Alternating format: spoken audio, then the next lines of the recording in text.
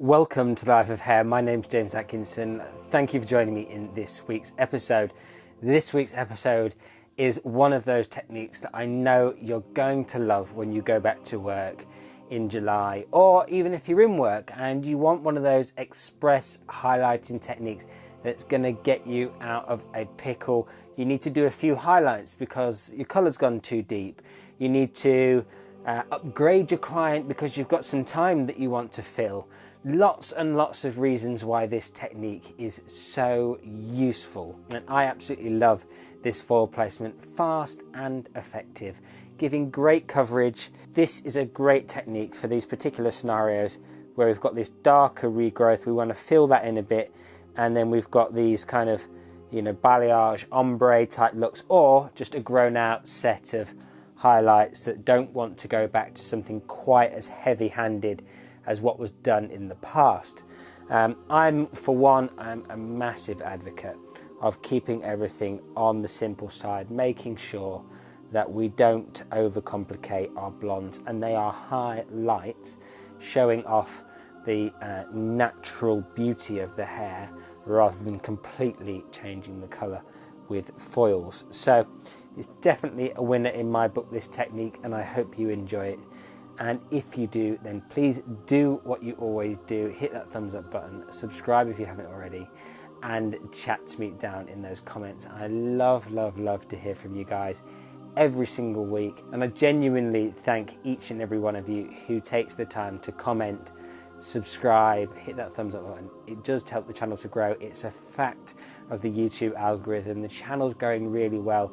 And the more the channel grows, the more that I can bring you high quality education that you can use in your salons every single day to make more money and improve your lives. So, for me, it's a two-way road and we're both helping each other. Loads more Patreons signed up this week. Thank you to everybody who has signed up. We did our Patreon live on Monday, just gone, the 8th of June. We continued on from our colour theory session that we started on in the first one. If anybody wants to join though, don't hesitate to go back and watch those colour theory videos. They're on there. They are lives, so it's not like this a pre-recorded session where it's different, and I really enjoy the live element. I get to talk to the people who tune in live and ask them questions, and I really like that engagement, that two-way. Even though it's digital and I've never personally met any of these people, I'm really starting to feel connected to their journeys, and for me that is a really important thing. So wonderful to have everybody on board with the Patreons. I know some of you can't make some of my Patreons can't make the time that it is 9 p.m. GMT due to other time zone constraints, but it's always on them there to catch up afterwards, ask your questions, and I'll always get back to you and give you those answers to all of your questions. I try to get back to every single person every single time. Anyway, that's enough for me today. Let's get on with this technique. Have a wonderful week, and I shall see you all again really soon. So the first thing we're going to look at is the pre-section for this technique. With any express technique, we're really just focusing on the hair that we can see. So we're going to section off into a center parting. Then we're going to go from the highest point of the head, and the way that we determine the highest point of the head is we rest our comb down, and where this comb touches down, that's our highest point. We're then going to take a section that goes down to the back of the ear. Turn this mannequin around. Now this is a technique one of my good buddies, hairdressing friends, does all the time, so I won't take credit for this one, but it's just a really good way kind of getting things out of the way quickly. You can put a clip in it, of course, but just another way of doing things. If you haven't got a clip to hand, if you're sent your apprentice off and to find you a clip and you haven't got one for a second, doesn't mean you don't have to keep working. You can just put in your pre-section with a piece of foil. So we simply repeat exactly the same thing on the opposite side. So we've got 2 quadrants, 1 and 2. We're then simply going to split the hair along the parietal ridge. Now the parietal ridge is this ridge here, the one that is above the ear.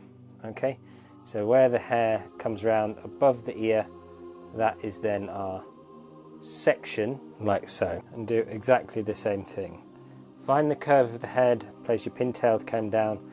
Where the comb touches down, that is the centre of the parietal ridge, just like we found the highest point of the head on the top. 2 sections in the front, perfect. 2 sections in the side. We've just got one more little section to create now, and that's in the top area here, in this crown area. So we're going to go from the parietal ridge down, across the top of the occipital bone, and then just meet up on the opposite side. So we've got this triangular shaped section now in the crown area. We're not going to colour all of this hair, so triangle shaped section in the crown area here. So before anybody says that doing this is a waste of foil, every hairdresser in the land that I've ever met has got thousands and thousands of foils that just go in the bin or whatever, you know, that they don't ever use. This is a great use for them. I'm going to slice along that front hairline, and then what we're going to do is we're going to weave into that section now. So just weaving in between the strands, just taking a 50-50 split of the hair, 50% out, 50% in this section. Now if you want it really light, you'd want to colour this. You want a really bright hairline, but if you want a soft hairline, then leave that front section out and then just colour the piece behind it. So when you're putting the foil in, always stick it down with your product first to secure it. Lots of people say to me, I always get my foils to slip, I use easy mesh, etc, etc. How you stick it down initially is super important to, you know, the outcome of whether your foils slip or not.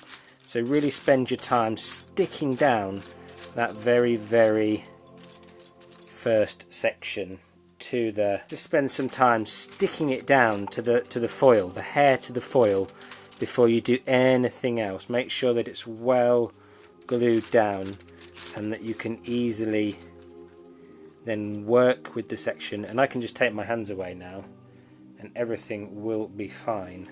So that's something just to bear in mind when you're thinking about foils slipping, etc, etc, and you're kind of really struggling with getting your foils to be tight to the head and you say they're always slipping. Now I'm not going to paint the ends of this section because obviously it's quite a lot lighter and I don't want to go over that again. Fold my foil by a third, fold it by a third again, and then we just simply secure that foil. Now we can leave that open. I leave mine open quite a lot of the time. Maybe sometimes it's going to be like in the client's eyes, I might just secure one corner. It just saves time. Every time we do something with our hands, it costs time, and time is money, and especially when we're, you know, working on less clients, we need to do much more time effective movements. So that's something for you guys to really think about.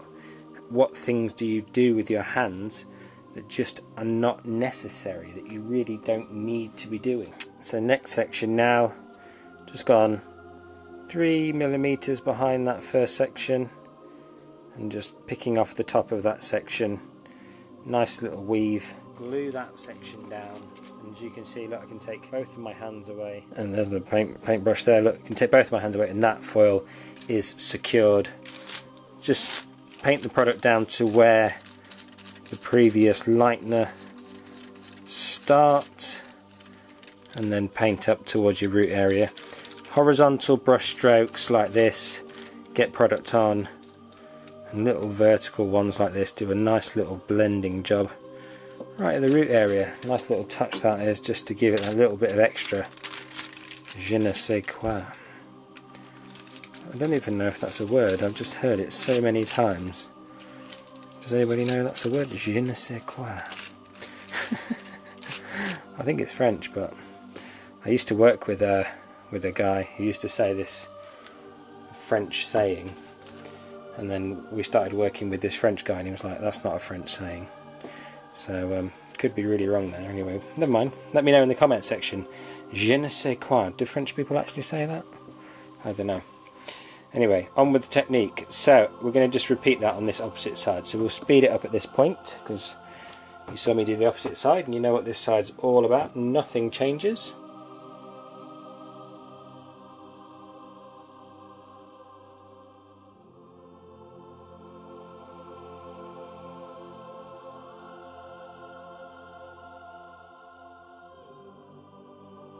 Beautiful. Right, that's that part of this technique that we've done before, just a couple of highlights in the front hairline. Now on to the more interesting part of this technique, the actual meat and bones of, I said that last week, didn't I? Meat and bones on to this top section. So we're going to take one piece of hair that mirrors the front hairline, and then we're going to take another piece of hair that mirrors the front hairline, just like that. Weave off the top of that section, pop a foil in.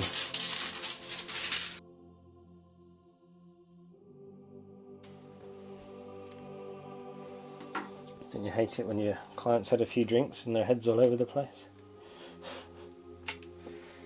Cool, right, lock her down, job's a good one. Fold it by a third, fold it by a third again, secure the back, perfect. Just fold the left side so that it doesn't get in the way. Repeat that process on this side.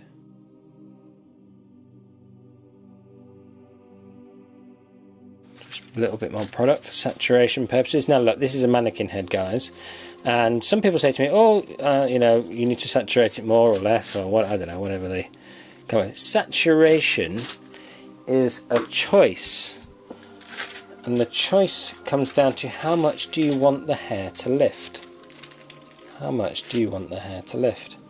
If you don't want loads of lift, if you don't want loads of lift, don't saturate it so much. If you want loads of lift, make sure your saturation is on point. The more product, the easier and the lighter it will go.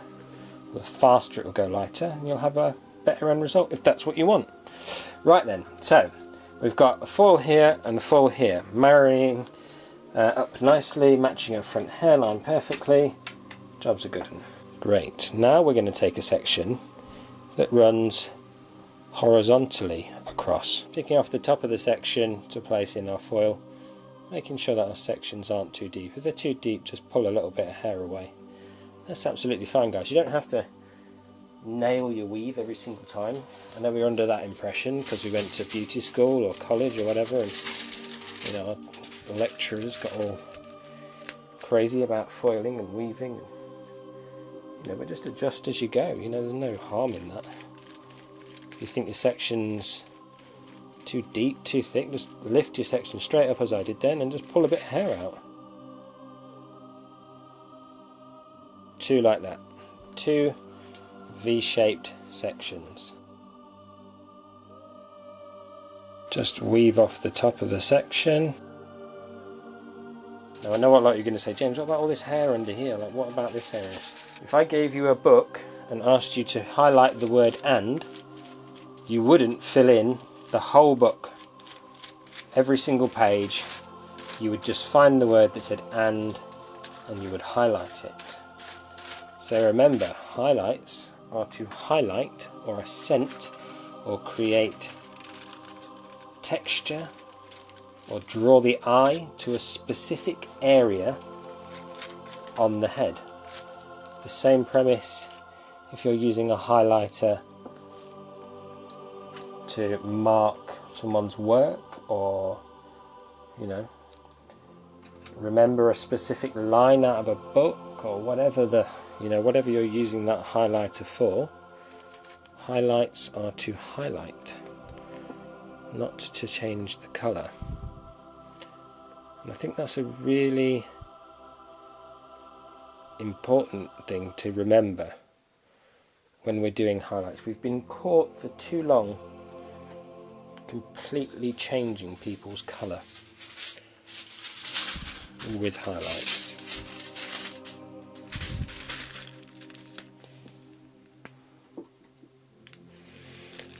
And on our return to work after this lockdown, we've got this amazing opportunity to do different things, things we've never done before, things that we've never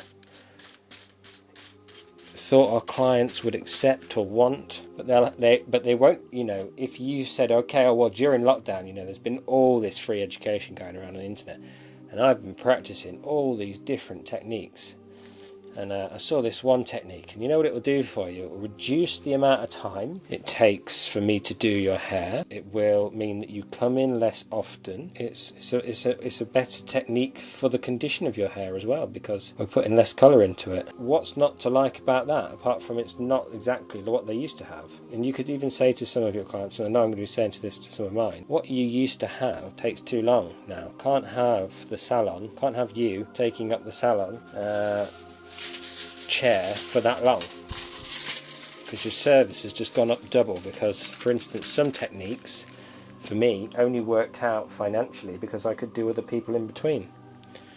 Now, with social distancing in the workplace, that's really not going to be that feasible. So it's going to be really important that, you know, some of my clients, what they used to have, they won't be able to have anymore. They're not going to love it, but providing I turn up with an alternative option, you know, they're going to just get on board with it, because they're not going to have any choice either way.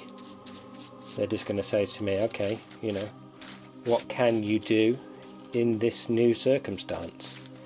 So these are all really important things to remember. Use this time, use this opportunity to change everything. Change what you did before, change the way that you operate. It's a great time for you guys to change everything that you did before, if you want to, obviously. I mean, some change is going to be forced on you because social distancing, etc. So we've got this big triangle of hair now at the back here. Right, we're going to take another diagonal section, and again diagonal section, just like this, nice and simple. Pop that in a clip. We're then going to come around to this side. We're going to weave off the top. You know, you guys, you can modify these techniques any way you like. Lots of people say to me in the comments, can I do this, can I do that? Of course you can. Why wouldn't you be able to? At the end of the day, you know, I've seen somebody else's technique and I've just made it my own. You're watching my version of that technique, and you can make it your own. Now, if you want me to say, you know, will that work? If you want me to answer those questions, of course I will. I'll answer any questions you guys have. But remember, copy once, copy twice, but then on the third time, add something new. That's what I do with everything that I learn. Copy it once, copy it twice, add a little bit of something else. Cooking's like that, you know, if you watch a lot of cooking programs on TV, you know, chefs will all make a souffle, but they'll make their version of that souffle by adding in a specific type of cheese, or cooking it in a, you know, slightly different way, or whatever they do to, you know, make their souffle their own. But you need to copy to start with, to understand how the technique works. Then once you understand how the technique works, you can go and reinvent that technique, make it your own, add it to an existing technique that you already do. You know, make sure that you always put your spin on it, because that's how you're going to differentiate yourself from everybody around you. Never mind me showing you this technique right now. How are you going to take this technique that you see in front of you? I mean, you might love it, don't get me wrong. You might say to yourself, well, I'm not going to change it, James. I really like the way it made the hair look. But then equally you might say to yourself, now what I'd have done differently is... Now that's cool. You might be watching this and thinking exactly that. But always try it one way first, because you might do something, learn something, create something that you wouldn't have done normally. You wouldn't have normally created such a look, such a set of foils, because it's outside of what you would feel comfortable with. So copy once, copy twice, and then make it your own. Sometimes I copy once, copy twice, and I decided that their way's probably as good as it's going to get, and I just need to get on board with it. And then other times I think, no, I can definitely make this better. So again, still working in our V shape now. So you'll note what's missing is the one that went horizontally across the head there. That one we're not doing as we move back towards the head. So there's, at the front of the head we did two sections the same, but as we come further back the head, we're going to stick in this chevron V shape. In terms of the weave style, I'm somewhere around a regular stitch, you know, not too thick, not too thin. I'm not getting kind of microfine with this. There's quite a lot of natural hair present. There's quite a lot of regrowth, if you will, to colour. So, you know, we've really got to be mindful of that, and that, you know, we want it to be enough density of weave to you know, cover the section nicely. Right, so we're in the back now, and let's have a look at what we've got. We have got ourselves a diamond, effectively. So we're going to do what we did before. Take a section from here, section from here, and then effectively we've got a smaller diamond in the back there. I'm going to still colour it from the front. I just moved it to show you. Remember, all you guys with the slippy foil issues, this is the key to stop getting those foils slipping, is to stick it down first. Now obviously that's easier when you've got like a longer regrowth like this, but when you've got a short regrowth you can still stick your foil down. Just is a slightly different methodology. I have actually have I covered that in another video? I don't know, I've made a lot of videos now. I'm starting to lose track of what I've covered and what I haven't. I'm going to have to start making an archive. I think I'm on to 150 plus videos now for you guys. So there's plenty to watch over on the channel. And you can head over to the playlists on the channel. And I've gone to the trouble of making lots of playlists for everybody to enjoy. So if you want to search for just colour or just cutting or styling or whatever. Styling is one thing I've never made loads of videos on.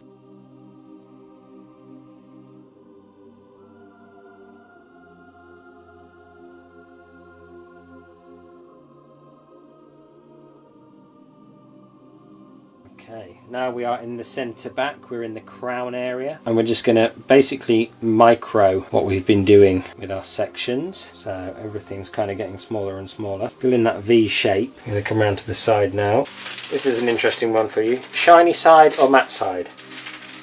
Do you think there's any difference? Comment down below. Tell me, do you think there's any difference between shiny or matte? What have you heard? And then if I get enough comments down there, I'm going to make a video showing you the difference. Now you'll note my body position's changed. I've moved round to the opposite side. You will have to do that in real life as well to get this technique in. But that's alright when you're cutting a graduated bob or you're doing a balayage and you have to keep swapping sides because you want it to process evenly. You know, sometimes we've got to move our bodies to get the job done.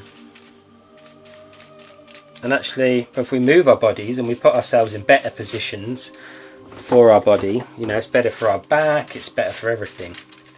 So, really, really, really mega important to remember about your body, how you position your body. I did a video a little while ago about, you know, cutting hair and positioning your body nicely so that you don't give yourself a repetitive strain injury or anything like that. And then this last foil, we just simply split the hair down the centre back and then we just weave off straight down the middle.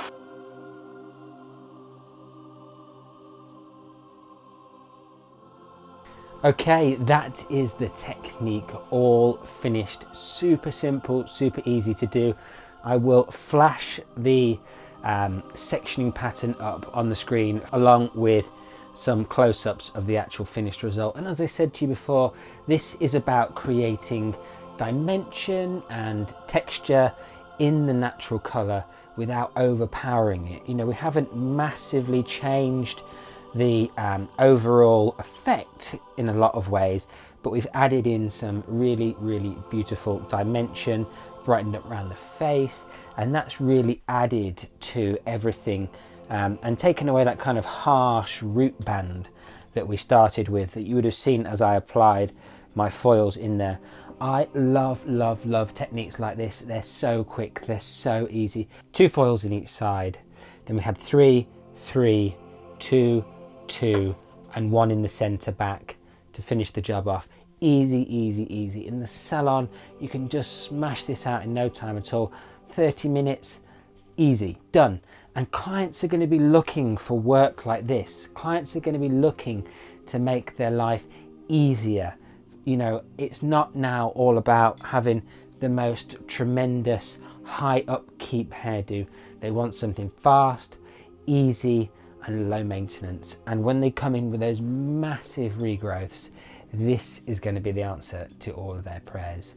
Have a wonderful week. I hope you enjoyed this week's episode, and you know what to do if you did. Tell your friends, give us a thumbs up or thumbs up, tell your friends, leave me a comment down below, and most of all, if you haven't subscribed yet, then please hit that subscribe button. It is really, really fantastic for everybody that has supported the channel recently, and since it has started, you guys, there's some people who leave comments from the day I started this channel, and you guys are rocking it. Thank you for your support, and I shall see you all again really soon for another episode of The Life of Hair.